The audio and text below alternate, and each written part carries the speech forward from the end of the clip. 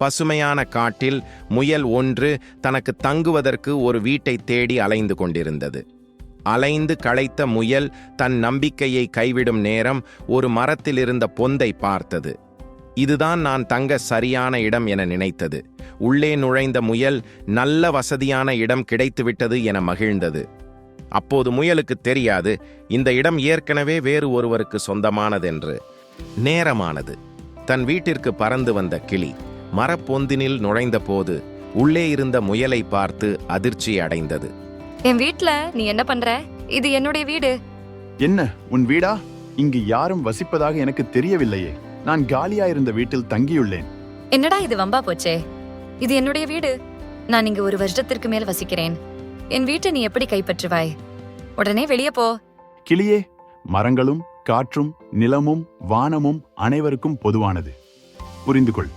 வேண்டுமானால் நீயும் இந்த இடத்தை என்னுடன் பகிர்ந்து கொள்ளேன். என் வீட்டையே என்ன பகிர்ந்து கொள்ள சொல்கிறியா நீ? வினோதமாக இருக்கே உன் பேச்சு. கிளியும் முயலும் சப்தமாக வாக்குவாதம் செய்ய நிசப்தமான காடு கலவரமானது. வாக்குவாதத்தில் களைப்பான இருவரும் சிறிது நேரம் அமைதியாக இருந்தனர். பின்பு தங்கள் தகராறை தீர்க்க நேர்மையான ஒருவரை தேட முடிவெடுத்தனர். இருவரும் நேர்மையானவரை தேடி காட்டினுள் சென்றனர். வரும் வழியில் பன்றியை பார்த்த இருவரும் தங்கள் பிரச்சனையை விளக்கினர். பன்றிசா, புத்திசாலியான நீங்கள் எங்கள் பிரச்சனையை தீர்த்து வைக்க முடியுமா? நான் புத்திசாலிதான், ஆனால் உங்கள் சண்டை வித்தியாசமானது. அதுதான் யோசிக்கிறேன். உங்கள் முடிவு எதுவானாலும் நாங்கள் ஏற்றுக்கொள்கிறோம். உங்களை குறை கூற மாட்டோம். நான் ரிஸ்க் எடுக்க விரும்பவில்லை.